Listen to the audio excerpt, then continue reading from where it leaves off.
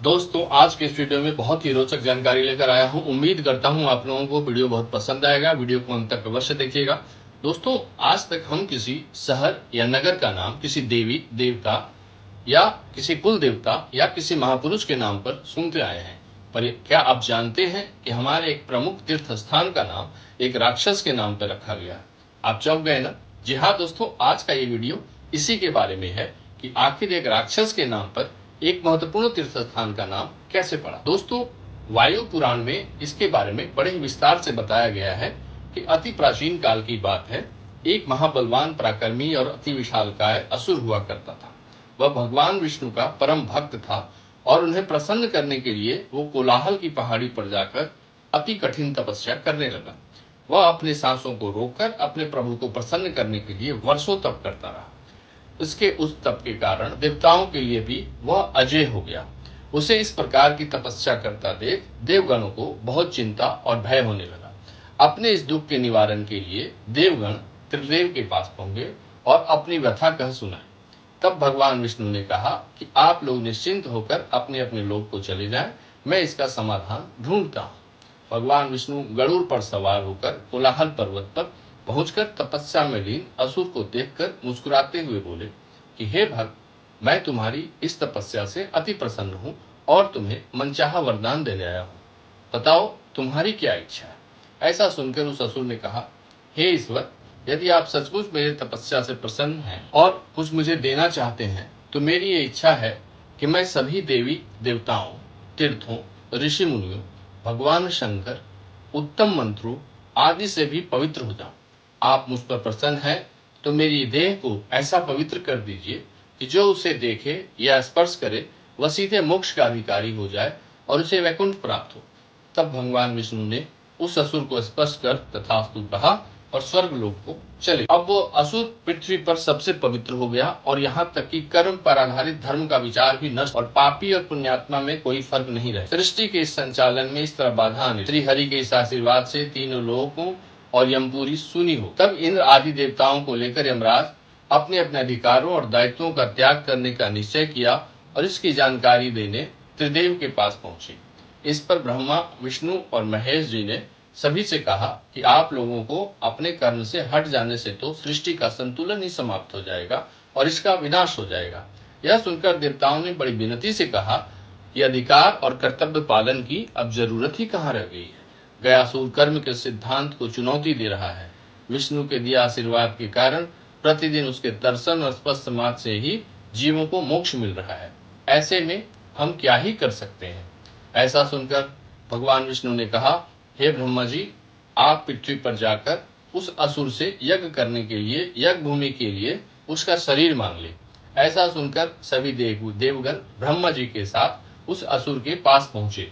सभी देवगण को ब्रह्मा जी के साथ देखकर उस असुर ने सबको विधि पूर्वक प्रणाम किया और कहा, आज मेरा जीवन सफल हो गया जो स्वयं ब्रह्मा जी आज हमारे पास पधारे।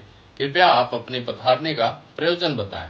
ब्रह्मा जी ने कहा, हे महाभाग्यशाली गयासुर, समस्त पृथ्वी पर भ्रमण करके मैं इस निष्कर्ष पर पहुंचा हूँ कि मेरे लिए यज्ञ करने के लिए तुम्हारे शरीर से पवित्र स्थान इस पृथ्वी पर नहीं है।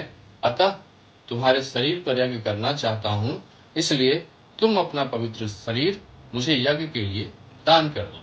तब उस असुर ने कहा कि हे परम पिता, ये तो हमारा सौभाग्य है। हे देव, इस नश्वर शरीर की रचना आप ही ने की है और आपने ही इसे इतनी पवित्रता प्रदान की है, इसलिए ये तो हमेशा से आपका ही है।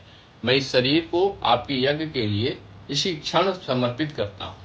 ऐसा कहकर वो असुर अपने सर को उत्तर दिशा और पैरों को दक्षिण दिशा में करके भूमि पर लेट गया। उसके पश्चात ब्रह्मा ने मानस पुरोहितों, देवगणों और ऋषि मुनियों के साथ यज्ञ को प्रारंभ किया। जैसे ही उस यज्ञ में अग्नि प्रज्वलित हुई, असुर का शरीर हिलने लगा। तब ब्रह्मा जी ने यमराज से कहकर पवित्र धर्मशिला उस दैत्य के शरीर पर रखवाई, परंतु उस दैत्य का शरीर तब भी विचलित हो रहा था। तब ब्रह्म ने रुद्र आदि देवताओं से उस शिला पर बैठने को कहा। सभी देवगण उस शिला पर विराजमान हो गए। तब भी उस महादैत्य का शरीर विचलित होता रहा। तब ब्रह्मा जी ने भगवान विष्णु का आह्वान किया। श्री हरि गदा धारण कर उस शिला पर अपना दायां पांव और अपने गदा को उसके सिर पर रख कर दिया, तब जाकर उस असुर का शरीर निष्प्राण हो गया। जिस शिला पर भगवान ने अपना दायां पांव रखा था, वहां भगवान के चरण चिन्ह आज भी मौजूद हैं, जिसे विष्णुपद के नाम से जाना जाता है।